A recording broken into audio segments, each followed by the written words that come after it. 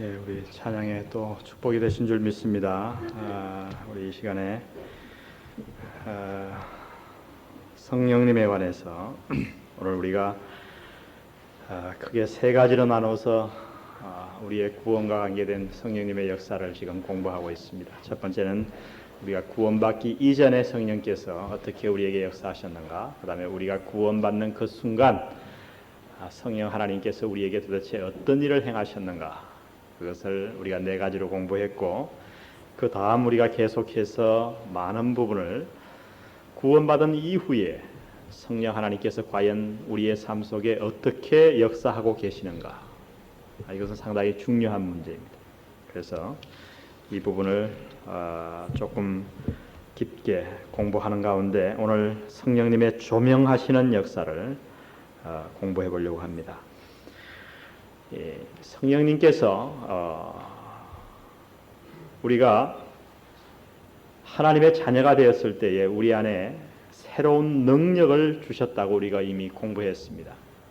특별히 어떤 능력을 주시냐면 우리가 하나님과 교통할 수 있는 능력을 성령 하나님께서 허락하셨어요. 성령님께서 우리 안에 집을 지으시고 우리를 성령의 전으로 삼으시면서 우리의 죽었던 영이 살아남으로 말미암아 우리가 하나님과 교통할 수 있게 되었습니다. 그래서 수많은 유익이 우리 가운데 주어졌는데 그 중에 하나가 바로 이 조명하심의 역사입니다.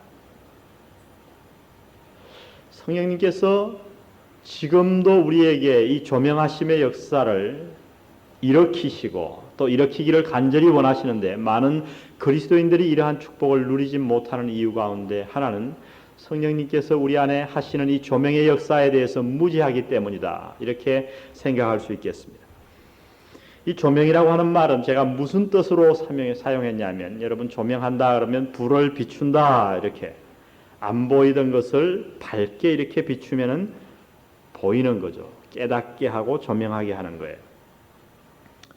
좀 더 구체적으로 말씀드리면 매일매일의 생활 속에서 하나님의 진리를 우리 삶에 적용하게 하고 경험하도록 하게 한다는 거예요. 나와 동떨어진 하나님의 진리가 아니고 하나님께서 우리에게 어떤 진리를 가르쳐 주실 때 그 진리가 내 생활에 매일매일 적용되도록 또 경험할 수 있도록 그렇게 성령 하나님이 하나님의 진리를 우리에게 보여주시는 것을 조명이라는 말로 제가 설명을 한 것입니다. 이것은 굉장히 중요합니다. 왜냐하면 이 성경에 의하면 믿지 않는 자, 예수 그리스도를 모르는 자들은 이런 조명의 은사를 받을 수 없기 때문에 성령 하나님이 조명의 은사를, 은혜를 그들에게 내려주지 아니하면 하나님의 진리를 도저히 알 수 없다 그랬어요. 성경은 그 말씀을 어떻게 표현했냐면 믿지 않는 사람들은 그 마음이 허망하여지고 우둔하여졌다, 어두워졌다. 여러분, 이 세상에 아무리 두뇌가 좋은 사람이라고 해도, 아무리 지식이 많은 학박사라고 해도 하나님의 진리는 성령의 조명함이 없으면 깨닫지 못한다고 성경은 가르쳐주고 있는 거예요. 왜냐하면 이 세상에 아무리 똑똑한 사람이라고 하더라도 그 불신자들, 예수 그리스도를 믿지 않는 사람들은 그저 무엇에 의해서 모든 진리를 판단하냐면 오간에 의해서 판단합니다. 하나님이 우리에게 본능으로 주신 그 오간, 그러나 그 영의 깊은 것은 전혀 발견할 수가 없다고 하는 거예요. 그러므로 여러분, 우리가 매일매일 생활 가운데 하나님의 진리를 어떻게 적용할 수 있는가, 말을 바꾸면 우리가 매일 하나님의 진리에 따라 우리가 어떻게 살아갈 수 있겠는가, 단 하나의 방법밖에 뿐이에요. 성령님의 조명하심이 있을 때 가능해요. 여러분 주위에 그냥 성경을 많이 아는 사람 말고요, 성경 공부를 많이 해서 성경을 많이 아는 사람 말고 정말 그 말씀을 생활에 적용해 갖고 삶이 변하는 사람들을 자세히 관찰해 보세요. 거기에는 다 통일점이 있어요. 뭔지 아세요? 그 사람이 공부를 많이 못해도 하나님의 진리를 삶에 적용할 줄 알아요. 내가 이 말을 하는 것이 이 순간에 도움이 될지 아닐지 굉장히 지혜롭게 행동하시는 분들이 많아요. 국민학교 졸업도 안 했는데. 저는 어릴 때 시골 다니면서, 시골에서 교회 다니면서 그러한 분들을 너무나도 많이 만났어요. 훌륭하신 집사님들. 기도 한마디를 해도 그렇고 행동 하나, 남을 하나 구제해도 그렇고 굉장히 은혜롭게 완벽하게 행동하시는 분들. 어떻게 가능하냐? 성령의 조명하심을 입은 까닭입니다. 자, 성령님께서 우리에게 조명하실 때에 어떤 일들이 일어나는가? 오늘 세 가지를 크게 살펴볼 것입니다. 2번부터 제가 나왔습니다. 첫 번째는 영적 분별력을 주시고, 두 번째는 성령님의 조명하심으로 말미암아 우리에게 기억나게 하는 능력을 주시고, 마지막 세 번째는 영적 확신을 주십니다. 성경에 의하면 이 세 가지를 오늘 짧게 살펴보겠습니다. 먼저 성령 하나님이 우리 안에 조명을 주시는데, 조명하시기를 원하시는데 무엇을 조명해 주시냐면 영적 분별력을 조명해 주십니다. 영적 분별력이 생겨요.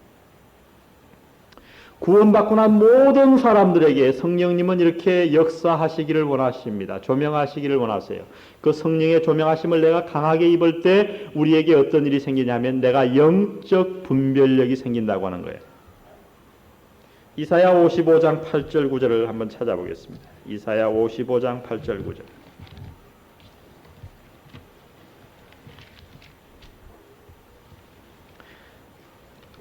우리 방송실의 모니터는 조금 줄여주시고요. 회중 마이크를 조금 더 높여주시면 좋을 것 같습니다. 이사야 55장 8절 9절.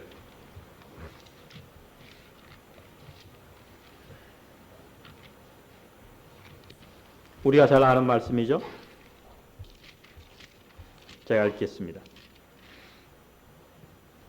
8절. 여호와의 말씀에 내 생각은 너희 생각과 다르며 내 길은 너희 길과 달라서 하늘이 땅보다 높은 같이 내 길은 너희 길보다 높으며 내 생각은 너희 생각보다 높으니라. 우리가 하나님의 생각을 알 수 없다는 얘기예요. 인간이. 그 알 수 없는 비교를 어떻게 했냐면 땅과 하늘의 차이를 비교하시는 거예요. 여러분, 하늘의 높이가 어디까지일까요? 무한대죠. 무한대. 우리가 보이는 하늘은 그저 구름 정도의 하늘밖에 보지 못하지만은 그것은 하늘의 종이장보다도 못하게 보는 거예요. 정말 하늘은 끝이 없어요. 로마서 11장을 보면 이런 말씀을 하십니다. 사도 바울이 누가 주의 마음을 알겠느냐? 누가 주의 마음을 측량할 수 있겠느냐? 알 수 없다는 말씀을 그렇게 질문하고 있어요. 그런데 이 주의 마음, 하나님의 뜻이 사람의 뜻과 달라서 땅이 하늘보다 높은 같이 하나님의 뜻은 높아서 도저히 사람이 땅이 하늘과 비교할 수 없듯이 사람이 하늘의 뜻을 알 수 없는데 하나님의 뜻을 알 수 없고 주의 마음을 알 수 없는데, 그러나 우리가 주의 그 마음을 알 수 있는 방법이 한 가지 있어요. 그것이 바로 고린도전서 2장에 기록되어 있습니다. 우리 다 찾아보겠습니다. 고린도전서 2장.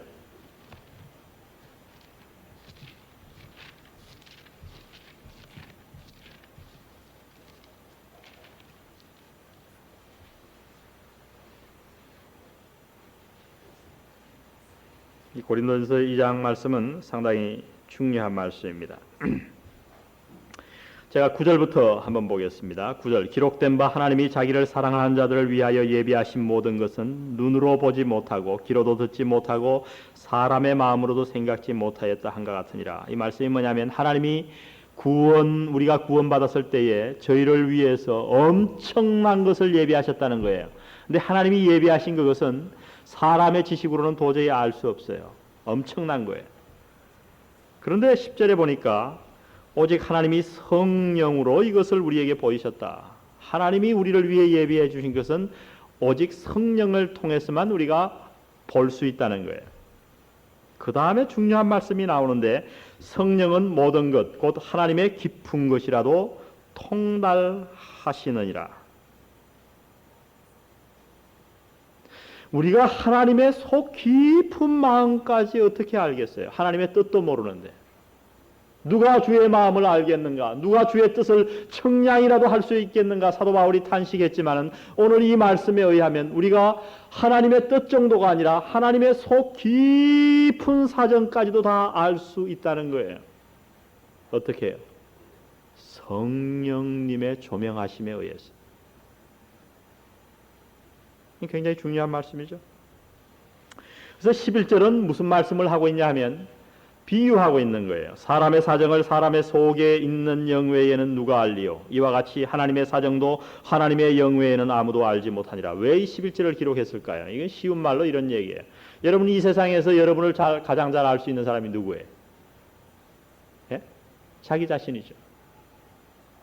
아무리 여러분 젊은이들 여기 있는데 둘이 사랑할 때는 뭐 다 알고 싶고 내가 다 아는 것 같죠. 결혼생활 한 4, 50년 한 우리 안집사님 부부는 모르겠어요. 부부간에 뭘 다 아시는지 모르지만 많이 아시겠죠.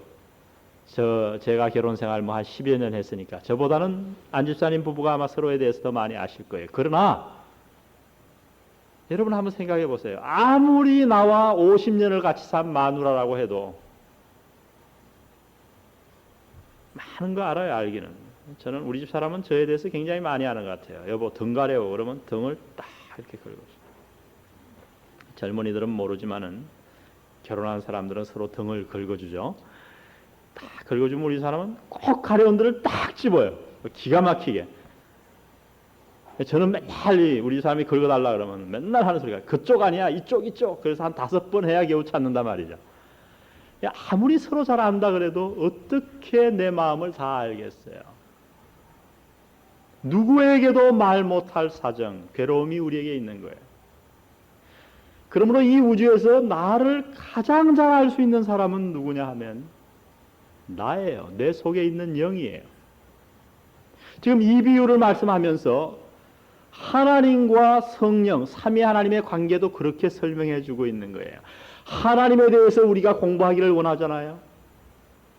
우리가 하나님을 섬기기를 원하고 하나님을 예배하기를 원하고 그분에 대해서 너무너무 더 알기를 원해요. 그게 신앙생활이에요. 그런데 이 하나님에 대해서 가장 잘 아는 분이 누구겠냐는 거예요. 당연히 성령님이 아니겠느냐. 하나님의 영이 아니겠느냐. 근데 우리가 그 성령님을 어떻게 하고 있는 거예요? 우리 안에 모시고 계신 거예요. 그러므로 여러분 하나님에 대해서 모르는 것은 우리 책임이에요. 왜요?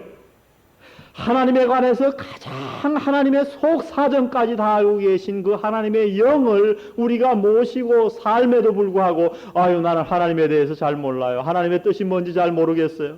하나님은 너무나도 머나먼 분같이 느껴져요. 남같이 느껴져요. 그건 뭔가 잘못된 신앙생활이에요. 우리가 성령님과 긴밀하게 교제할 때에 성령님은 우리에게 조명해 주십니다. 하나님의 깊은 속 사정까지 다 조명해 주실 줄 믿습니다. 그 말씀하고 있는 겁니다. 하나님의 깊은 것이라도 알 수 있어요. 영적 분별력이 생기는데 그저 뭐 대충 기도원에 가서 원장님들이 하는 식으로 내가 보니까 저건 사입이네 이 정도가 아니라 하나님의 깊은 속 사정까지 분별할 수 있는 그런 축복을 누가 주신다고요? 성령 하나님이. 뭐 하심을 통해서? 조명하심을 통해서. 그것이 성령님의 조명하심. 아무쪼록 오늘 이 자리에 앉으신 모든 분들 이 성령님의 조명하심의 큰 은혜를 얻으셔서 이 지구를 떠나기 전에 이 땅을 떠나기 전에 하나님의 속마음을 깊이 이해하는 하나님의 사랑하는 자녀들 되시기를 간절히 바랍니다. 네. 두 번째 영적 분별력을 우리에게 주신다고 했는데 기름 부음이라고 이렇게 표현을 했어요. 이게 무슨 뜻인지 제가 좀 설명을 해야 될 것 같습니다. 요한일서 2장에 가보세요. 요한일서 2장.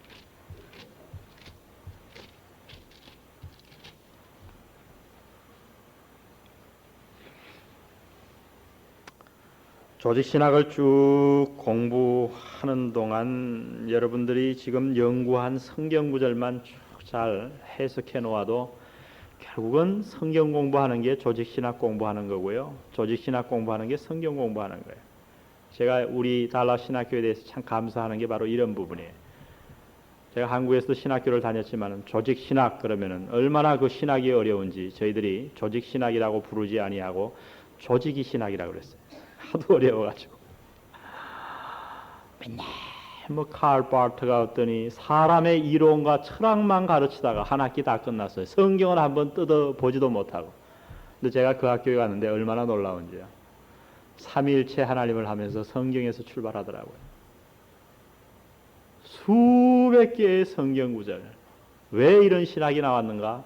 성경 해석 때문에 나온 거예요. 그러므로 여러분 이것이 하나의 성경 공부입니다. 잘 구절을 줄을 쳐놓으시고 표시해 놓으시면 좋아요. 제가 지금 인용하는 구절들은 신학적으로 상당히 다 중요한 구절들만 뽑아서 인용하는 거예요. 적어도 성령님의 조명에 대해서 요한일서 2장 20절에 여러분이 줄을 쳐놓는다면 이것은 상당히 중요한 구절을 이미 여러분이 알고 계신 겁니다.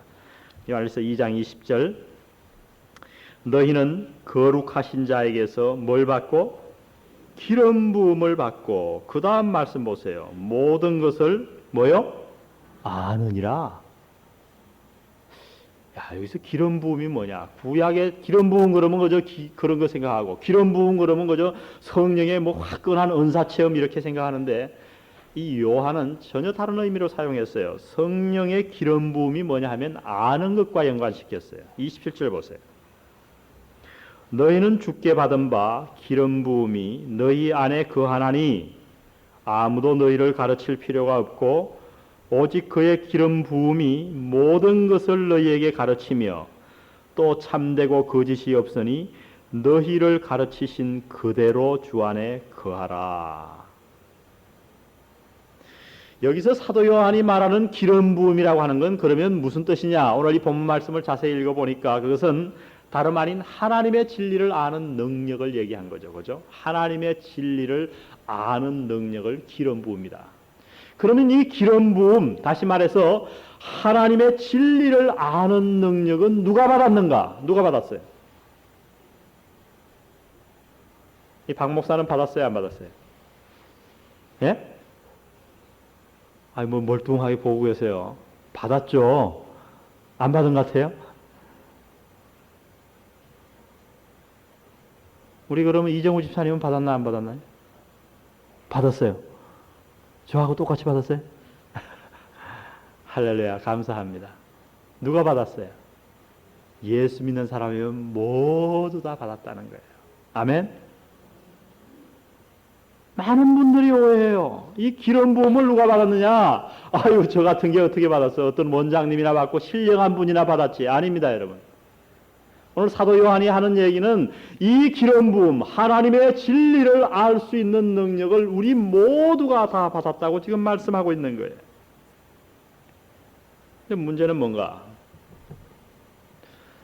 우리가 이 미국 사람들 집에 이렇게 놀러 가보면 미국 사람들은 재미있는 농담을 많이 하는데 하루는 제가 이 유치원에 이렇게 가 있는데 유치원 애들과 막 엄마가 뭐라고 하면서 농담을 하면서 그 애에게 이런 말 하는 걸 봤어요. 야, 네 머리를 써야지 머리를.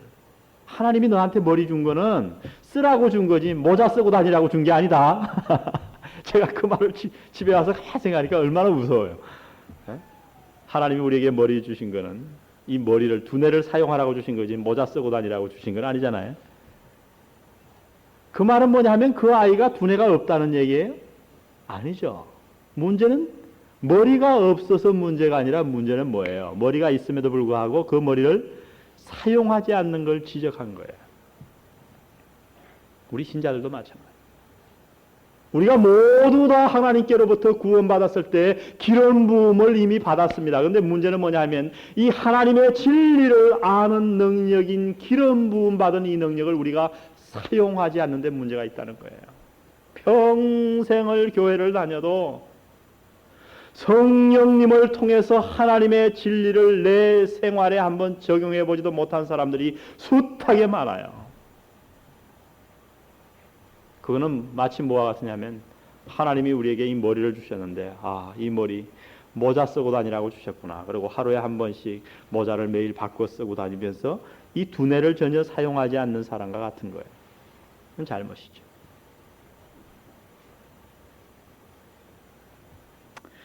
저는 이것을 뭐에 좀 비유하고 싶으냐 하면 이 기름 부음, 이것은 달리 말하면 성령의 목소리를 듣는 능력인데요. 여러분 위성 안테나라는 게 생겼어요 요새, 그죠? 케이블. 그래서 TV 방송이 요새 한국에 몇 개인지 모르겠습니다. 4개인지 5개인지 보통 채널에는 그런데 케이블을 넣으면 이게 한 30개도 돼요. 그래서 기독교 방송도 나오고 이렇게 하죠. 근데 그 케이블에 두 가지 종류가 있어요. 하나는 케이블 회사에서 큰 안테나로 잡아가지고 우리에게 매달 돈을 받고 우리 가정에 선을 통해 가지고 연결하는 거. 한국 사람들이 많이 쓰는 거예요. 그렇게 하는 방법도 있고, 여러분 아파트에 가보면 그렇게 안 하고 둥그런 접시 같은 안테나를 집집마다 달아놓은 게 있어요. 몇십만 원만 주면 매달 3만 원씩 안 내도 야, 니들에게 내가 돈 안 갖다 바치겠다. 내가 앞으로 평생 볼 건데. 그리고 한 100만 원짜리 안테나를 큰 거를 갖다가 아파트 창문이나 집 뒷뜰에 딱 달아놓으면요, 그날부터 여러분 텔레비에는 수십 개의 채널이 그냥 잡히는 거예요. 저는 이 기름 부음의 능력이 바로 이런 것이라고 비유하고 싶어요. 여러분 집에 만약에 위성 접시 안테나가 달려 있다면 그 다음에 여러분이 그 방송을 보는 건 시간 문제예요. 어떻게 하기만 되냐 하면 테레비를 집에서 켜기만 하면 돼요. 똑같은 문제. 이미 우리가 다 기름 부음을 받았어요. 성령을 통해서. 뭐 하기만 하면 되냐면 우리가 그 능력을 내 것으로 만들고 하나님 앞에 그 조명하심에 따라서 순종하는 생활을 할 때에 TV만 켜면 우리는 그 능력을 내 것으로 만들 수 있다고 하는 말씀입니다. 그 예를 하나 들어보겠습니다. 열왕기하, 참 중요한 말씀인데 열왕기하 6장에 가보세요. 기름 부음을 받은 예, 그 예가 기름 부음을 받은 사람과 받지 못한 사람의 차이를 열왕기하 6장은 너무나도 정확하게 우리에게 보여주고 있습니다.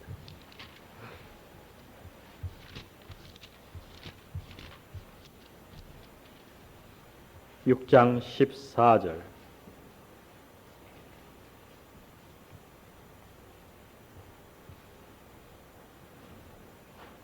왕이 이에 말과 병거와 많은 군사를 보내매 저희가 밤에 가서 그 성을 에워쌌더라. 하나님의 사람의 수종드는 자가 일찍 일어나서 나가보니 군사와 말과 병거가 성을 에워쌌는지라. 그 사환이 엘리사에게 고하되 내 주여 우리가 어찌하리이까. 대답하되 두려워하지 말라. 우리와 함께 한 자가 저와 함께 한 자보다 많으니라 하고 기도하여 가로되 여호와여 원컨대 저의 눈을 열어서 보게 하옵소서 하니 여호와께서 그 사환의 눈을 여시매 저가 보니 불말과 불병거가 산에 가득하여 엘리사를 어떻게 했더라? 둘렀더라. 여러분 무슨 말씀인지 아시겠죠? 이 아람 왕이 자꾸만 엘리사 때문에 될 일이 안 된단 말이에요. 그래서 많은 군대를 보내갖고 그 엘리사를 잡아오게 했어요. 그래서 엘리사가 있는 곳을 수많은 군대가 가서 삥 둘러쌌습니다. 아침에 일어나 보니 엘리사의 종이 딱 보니까 군대가 둘러쌌어요. 얼마나 낙담이 되었던지 그가 여기 보니까 두 번 했어요. 내 주여 우리가 어찌하리까. 망했습니다. 끝장났습니다. 그게 종의 반응이었는데 엘리사는 그 군사를 보고도 그 말을 듣고도 전혀 마음에 흔들림이 없었어요. 무슨 차이였냐 말이죠. 무슨 차이? 그 차이는 딱 하나였어요. 뭐냐면 이 종은 낙담했고 엘리사는 전혀 낙담하지 않았어요. 그 군사의 엘삼에. 그 차이는 단 하나였어요. 조명하심의 차이였다. 엘리사의 종은 하나님께서 보여주신 그 영적인 군대를 보지 못했고 엘리사는 보았습니다. 여러분 이 성경 말씀이 과거에 있었던 하나의 역사적 사실로만 생각하지 마십시오. 오늘도 우리 주위에서 비일비재하고 일어나고 있어요. 제가 이렇게 신앙생활 하면서 보면 어떤 사람은 똑같은 일을 당해요. 똑같이 사업이 부도 위기에 처합니다. 그러면 어떤 사람은 막 안달을 하고 하나님 어찌하오리까. 아이고 박 목사님 큰일 났습니다. 난리가 납니다. 근데 어떤 사람들은 태연해요. 그 차이가 뭘까요? 성령님의 조명하심을 받느냐 못 받느냐의 차이인 줄 믿습니다. 우리가 환경만을 바라볼 때 우리는 낙담할 수밖에 없어요. 이 세상에서 결코 승리할 수 없습니다. 그러나 성령님의 기름 부음을 받아서 우리가 성령의 조명함을 얻을 때에 우리는 환경을 넘어서 환경 때문에 낙담할 필요가 없을 줄 믿습니다. 이 성령님의 조명하심, 기름 부음을 얻는 것, 하나님의 지식을 일상생활에 잘 적용하는 것을 사도 요한은 뭐라고 표현했냐면 요한일서 2장 27절에 주님 안에 거한다 이렇게 표현했어요. 주님 안에 거한다. 이 요한일서 2장 27절을 많은 사람들이 오해하기 때문에 오해하는 부분을 이왕 나왔으니까 잠깐 좀 설명을 하고 넘어갈까 합니다. 여기에 보면 2장 27절 다시 한번 가보세요. 390페이지에 보면 너희는 주께 받은 바 기름 부음이 너희 안에 거하나니 아무도 너희를 가르칠 필요가 없고, 이 말씀을 들어갖고 성경 공부 선생이 필요 없다, 목사도 필요 없다, 교회 안에 이렇게 주장하는 사람들이 많아요. 직통계시만 받아야지 무슨 교사가 필요 없다는 거예요. 이것은 이 말씀을 지극히 잘못 해석하는 것입니다. 왜냐하면 하나님께서 에베소서 4장 11절에 보면 교회 안에 분명히 은사 받은 사람을 주셨어요. 그 가운데 가르치는 자를 주셨단 말이죠. 만약에 우리 예수 믿은 그리스도인들이 성령 하나님께 직통 계시만을 받고 누구에게도 가르침을 받을 필요가 없다 그러면 사도 요한부터 이 요한일서를 쓸 필요가 없었을 거예요. 왜 기록했겠어요? 이 말씀은 그게 아니고 문맥 속에서 항상 성경을 해석해야 되는데 20절부터 26절까지 쭉 보면 23절 예를 들어서 보세요. 23절 아들을 부인하는 자에게는 또한 아버지가 없으되 아들을 시인하는 자에게는 아버지도 있느니라. 이렇게 쭉 얘기하면서 26절 너희를 미혹해 하는 자들에 관하여 내가 이것을 너희에게 썼노라. 그러니까 누구에게 가르침을 받아야 할 필요가 없다는 말은 누구를 가르쳐서 한 얘기냐 하면 거짓 선지자나 이 세상의 철학자들을 가르쳐서 한 얘기예요. 그러므로 이 말씀은 뭐냐면 쉽게 얘기하면 우리가 기름 부은 바 되었으면 영적인 진리에 관해서는 이 세상의 어떤 사람들에게 가르침을 받아야 할 필요가 없다는 거예요. 이래도 잘 이해가 안 가면 제가 더 정확하게 말씀드릴까요? 이 말씀은 무슨 뜻이냐면 여러분이 여러분의 미래를 알기 위해서 사주팔자 보러 갈 필요가 더 이상 없다는 말씀이에요. 내년에 내가 결혼을 할까? 내가 몇 살까지 살까? 그래서 손을 내밀고 손금을 볼 필요가 없다는 얘기예요. 사람들이요 미래 알아맞춘다 그러면은 손금 정도가 아니라 처녀들도 배꼽까지 보여주더라고요. 제가 아는 한 사람이 있는데 다방에 가가지고 그 여자 손금을 봐주면서 이제 다 얘기해놓고 마지막 한 가지를 얘기를 안 해준 거예요. 이건 도저히 알 수 없다고. 이건 한 군데를 더 봐야 되는데 어딜 봐야 되냐? 배꼽을 봐야 된다. 망설이다가 나중에 그 여자가 보여주더라는 거예요. 이게 사람의 호기심이 얼마나 대단해요. 저는 집사님들 가운데도 궁합 보러 다니는 사람을 제가 많이 봤어요. 이 말씀하는 거예요. 우리가 이 세상을 어떻게 올바로 살 수 있을까를 알기 위해서 이 세상에 있는 어떤 지식인들에게 찾아갈 필요가 없다는 얘기예요. 아멘. 성령님이 우리에게 그 모든 것을 조명해 주시기 때문에 어떤 많은 기도하는 사람에게 우리가 찾아갈 필요가 없다는 거예요. 성령님이 우리에게 직접 조명해 주세요. 자, 먼저 성령님의 조명하심이란 뭐냐 하면 영적 분별력을 우리에게 주십니다. 그 영적 분별력은 하나님의 깊은 것이라도 우리가 다 이해할 수 있고 기름 부음, 하나님의 진리를 아는 능력을 우리에게 주십니다. 두 번째, 조명하심을 통해서 성령님은 우리에게 기억나게 하는 능력을 주십니다. 여러분 오늘도 공부하면서 이런 생각이 들 거예요. 아이고 수십 년을 설교를 들어왔는데 오늘도 수요예배 박 목사님이 성령의 조명하심에 대해서 설교하는데 이게 며칠이나 기억하겠는고. 지난주 설교 제목도 기억이 안 나는데 한탄하시는 분이 계실 거예요. 저도 그래요. 저도 설교해놓고 지난주 설교 내가 뭐 했더라 어떨 때는 그럴 때가 있는걸요. 우리가 어떻게 성경 공부하고 설교하는 것을 다 기억할 수 있겠습니까? 그러나 여러분 걱정하지 마세요. 하나님께서 성령님의 조명하심을 통해서 여러분이 주님 안에서 배운 작은 스쳐 지나가는 말이라도 필요할 때에 다 끄집어내실 줄 믿으시기를 바랍니다. 우리가 그 사실을 어떻게 믿을 수 있을까요? 제가 얼마든지 성경을 통해서 증거를 들을 수 있어요. 그 하나의 증거가 이 성경을 기록한 저자들이에요. 이 사복음서나 사도 바울 서신서나 모든 것을 잘 읽어보면 이들이 얼마나 세세하게 주님의 하신 말을 토씨도 안 놓치고 다 기록했는지 몰라요. 그런데요, 어떤 성경 기자들은 예수님이 이 땅에서 돌아가시고 나서 40년 후에 기록했어요. 지금같이 녹음 테이프가 있었던 것도 아니에요. 비디오가 있으면 찍어놓고 뭔 말씀하셨는가 토씨라도 받아 적죠. 여러분이 어떤 사람에게 40년 전에 어떤 말을 들었다고 한번 생각해 보세요. 기억이 날까요? 안 나죠. 저는 안 나더라고요. 제가 41살인데 1살 때 들은 기억이 하나도 안 나요. 기억이 나기가 어려워요.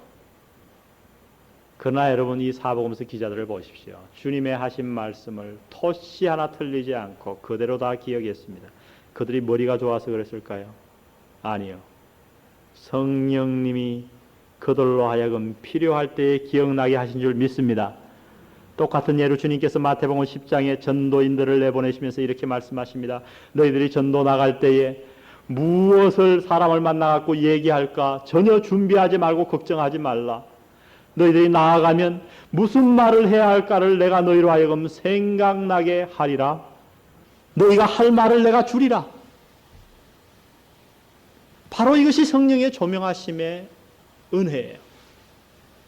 여러분들 성령님 안에 충만해서 예민하신 분들은 그런 것들을 체험하셨을 거예요. 어떤 상황에 부딪혀서 정신없이 나 혼자 고민하고 있는데 갑자기 그 옛날 들었던 어떤 설교 말씀이나 그 옛날에 읽었던 어떤 성경 말씀이나 그 옛날에 외웠던 어떤 성경 구절이 내 마음을 꽉 사로잡으면서 나에게 평화를 주고 나를 인도하는 그런 체험을 해보셨습니까? 찬송가 구절이 생각이 나. 그것이 성령님의 조명의 은사예요. 이것을 직접적으로 주님께서 설명하신 부분이 어디 있냐 하면은 요한복음 14장 26절입니다. 우리 한번 찾아보고 넘어가겠습니다. 요한복음 14장 26절.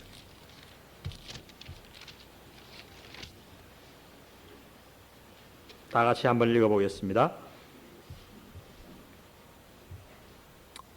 요한복음 14장 26절 시작. 보혜사 곧 아버지께서 내 이름으로 보내실 성령 그가 너희에게 모든 것을 가르치시고 내가 너희에게 말한 모든 것을 생각나게 하시리라. 아멘. 생각나게 하시리라. 아유 목사님 그런데 3주 전에 설교가 생각 안 나는데요. 여러분이 들었던 평생의 설교하고 하나님에 관해서 배운 모든 성경 공부가 하나도 지금 머리에 안 지워지고 하루 여러분 의식 속에 생각이 나면 여러분은 어떻게 되냐면 미쳐요. 지금 그 말씀이 아니에요. 필요할 때 하나님께서 생각나게 해주시겠다고 약속하셨습니다. 그러면 여러분 성경 말씀을 걱정 없이 배우십시오. IQ가 2자리라도 괜찮아요. 여러분이 주님을 위해서, 주님을 더 잘 알기 위해서, 주님의 말씀에 순종하기 위해서 공부한 성경 공부, 수요일 예배에 잠시 들었던 이 설교 말씀, 그 모든 것을 헛되다고 절대 생각하지 마세요. 다 잊어버리더라도 여러분이 들어놓으신 것은 언제라도 하나님이 생각나게 해 주실 줄 믿으시기 바랍니다. 이 성령의 조명하심의 은혜예요. 마지막 세 번째로 성령의 조명하심을 통해서 성령님은 우리에게 영적 확신을 주십니다. 디모데후서 1장 7절에 보면 이런 말씀이 있어요. 하나님이 우리에게 주신 것은 두려워하는 마음이 아니요 오직 능력과 사랑과 근신하는 마음이니. 하나님이 우리에게 주신 마음은 원하는 것은 두려워하는 것을 원치 않아요. 확신 가운데 살기를 원하는데 두 가지를 통해서 우리에게 확신을 주십니다. 첫 번째는 우리의 가는 길을 가르쳐 주세요. 사도행전 20장 다 가보십시다. 사도행전 20장. 사도행전 20장 22절입니다.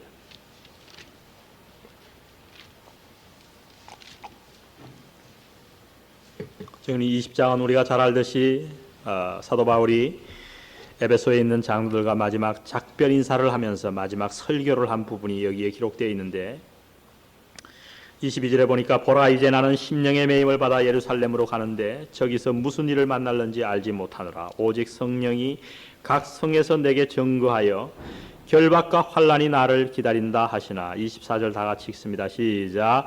나의 달려갈 길과 주 예수께 받은 사명 곧 하나님의 은혜의 복음 증거하는 일을 마치려 하면은 나의 생명을 조금도 귀한 것으로 여기지 아니하노라. 여기서 참 중요한 말씀을 하시는데요. 하나님은 성령의 조명하심을 통해서 무엇을 보여주시냐? 우리의 미래가 어떤 일이 일어날 거냐? 물론 그것도 보여줄 수 있어요. 많은 사람들이 성령의 조명하심 하면 알기 원하는 게 뭐냐 하면 제 사업이 내년에 될까요? 우리 딸이 30살이 넘었는데 내년 봄에는 결혼할까요? 이런 것만 알기를 원해요. 그러나 여러분, 성령 하나님은 그런 것을 위해서 우리에게 조명하시지 않습니다. 오늘 이 말씀은 뭐냐 하면 사도 바울이 지금 예루살렘으로 올라가려고 그러는데 사도 바울 마음속에도 성령님이 알려주셨고 그 주위에 있는 많은 기도하는 사람들을 통해서도 가르쳐 주셨어요. 그래서 아가보라고 하는 선지자는 사도 바울이 오니까 자기의 손발을 수건으로 묶고 사도 바울 앞에 나왔어요. 이게 무슨 의미냐면 사도 바울이에요. 당신이 예루살렘에 가면 이렇게 묶일 것이요. 성령님은 사도 바울에게 가르쳐 주기를 네가 예루살렘에 가면 결박과 환난이 너를 기다릴 것이다. 성령의 조명하심이 그 정도라면요. 그것은 아무것도 아니에요. 그런데 여기서 중요한 것은 그러한 말을 듣고 사도 바울은 자신이 예루살렘에 가면 결박과 환난이 자기를 기다린다고 하는 것을 성령님을 통해서 밝히 알았지만은 그 예루살렘으로 올라가는 길을 중단했습니까? 올라갔습니까? 올라갔어요. 왜 올라간지 아세요?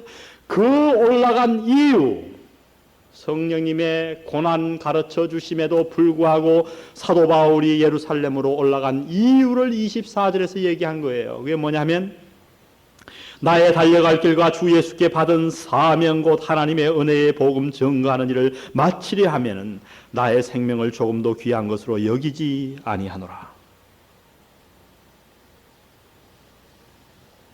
왜 사도 바울이 올라갔어요?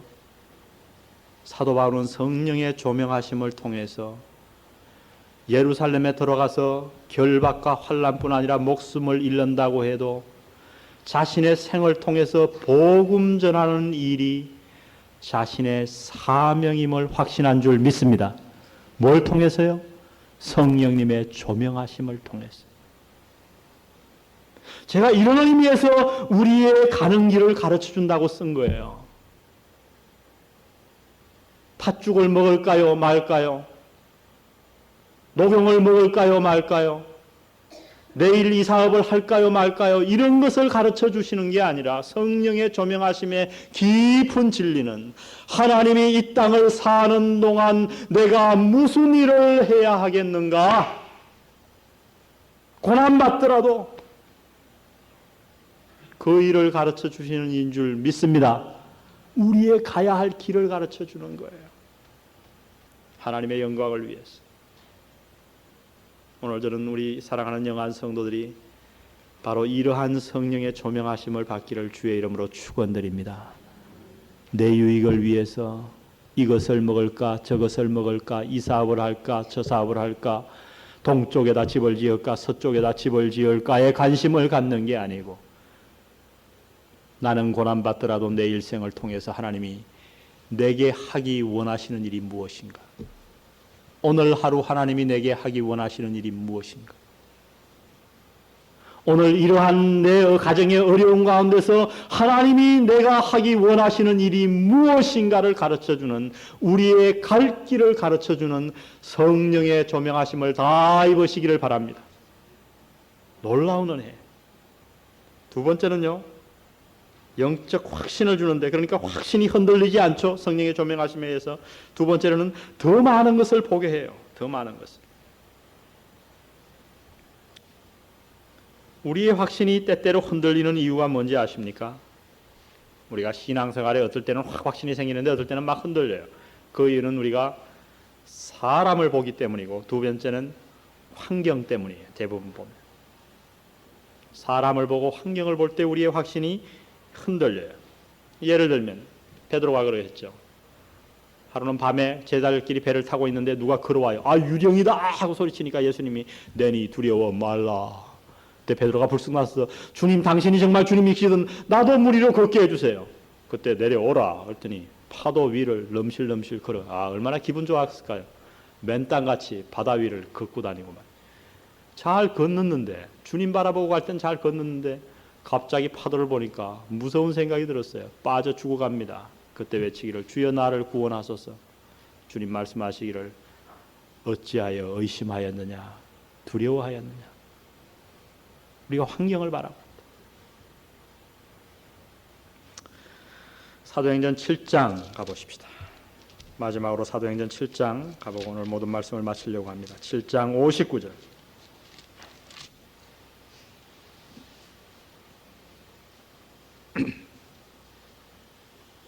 다 같이 한번 읽어볼까요? 시작.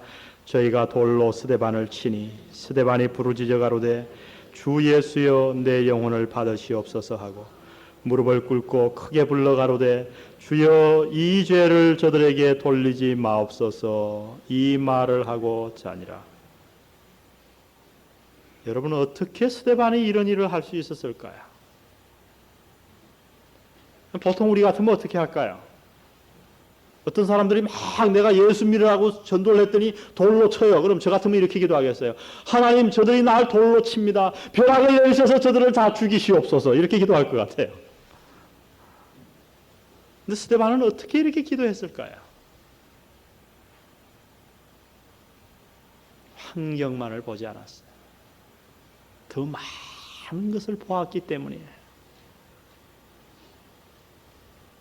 이 사람들은 왜 스데반을 돌로 쳐 죽였는가? 보지 못했기 때문에. 그러나 스데반은 영적인 하나님의 깊은 것을 보았기 때문에 주님이 했던 똑같은 기도, 십자가에 달리시면서 아버지여 저들의 죄를 저들에게 돌리지 마옵소서 한 그 주님의 심정을 알았기에 이런 기도를 할 수 있었던 거예요. 어떤 사람에게 상처받으셨습니까? 이용당하셨습니까? 배반당하셨습니까? 깊이 보지 못하는 사람들은 그대로 갚습니다. 하나님, 제가 이렇게 배반당했는데 저들에게 죄를 내리시옵소서. 그러나 하나님의 깊은 마음을 통찰하는 사람은 그렇게 반응하지 않습니다.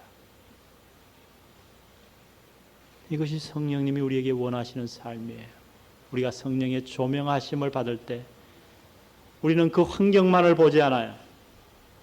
우리 가정에 다가온 어려움, 그것을 어려움만 보지 아니하고 믿음이 없는 사람들, 조명함을 받지 못하는 사람들은 그 환경만 바라봅니다. 그 질병만 바라봅니다. 그 어려움만 바라봅니다. 그러나 성령님의 조명함을 받은 사람은 그 어려움 뒤에 하나님의 손길을 볼 줄 믿습니다. 어떻게 우리가 영적인 확신을 가지는가? 그러므로 태산이 내게 다가와도, 폭풍이 내게 다가와도, 폭풍우가 내게 몰아쳐도 성령의 조명함에 의해서 그 폭풍우 너머에 하나님의 손길과 뜻을 깊이 바라볼 수 있는 사람은 영적으로 확신에 거할 줄 분명히 믿습니다. 이런 축복이 우리 모두에게 임하시기를 간절히 바랍니다. 우리 다 같이 찬송 한 장 부르고 오늘 모든 말씀을 마치겠습니다. 태산을 넘어 흠곡에 가도 빛 가운데로 걸어가면. 우리 502장입니다. 오늘 말씀 생각하며 힘차게 부르십시다.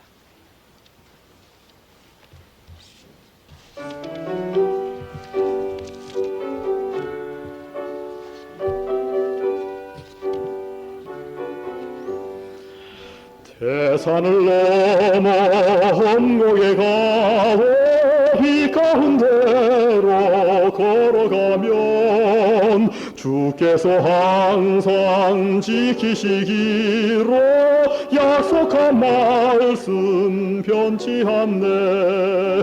하늘의 영광 하늘의 영광 나의 맘속에 차고도 넘쳐 할렐루야를 힘차게 불러 영원히 주를 찬양하리.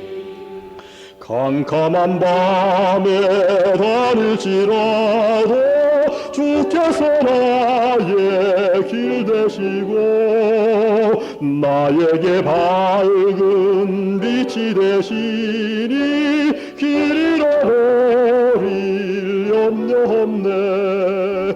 하늘의 영광 나의 맘속에 차고도 넘쳐 할렐루야를 힘차게 불러 영원히 주를 찬양하리. 광명한 읍임 마음에 바라 명랑한 천국 바라보고 할렐루야를 힘차게 불러 날마다 빛에 걸어가리. 하늘의 영광 나의 맘속에 차고도 넘쳐 할렐루야를 힘차게 불러 영원히 주를 찬양하리. 기도하시겠습니다. 아버지 하나님, 성령 하나님 저희에게 보내주셔서 이 귀한 조명의 은혜를 저희들에게 주시기 원하셨지만은 저희들이 귀를 닫고 우리의 마음을 닫아서 이 조명하심의 축복을 누리지 못함을 오늘 말씀을 통해 보았습니다. 아버지 하나님, 이 시간 이후로 성령의 조명함을 잊기 원합니다. 이 땅을 사는 동안 하나님의 깊은 속사정을 이해하기를 소원합니다. 주의 말씀을 생활 속에 하나님이 가르쳐준 진리를 내 매일매일 삶 속에 적응하기를 원합니다. 주께서 조명하여 주옵시고 우리가 이 땅을 살 때에 환경이나 사람을 봄으로 말미암아 흔들려 왔는데 이제 이날 이후에 주님의 말씀으로 인해서 확신을 가지는 아름다운 은혜가 우리 사랑하는 성도들 앞에 있게 하옵소서. 돌아가는 발걸음 주 앞에 의지합니다. 다음 주일 만날 때까지 우리 사랑하는 성도들을 걸음걸음마다 지키시고 보호해 주옵소서. 예수님의 귀하신 이름으로 기도드렸습니다. 아멘.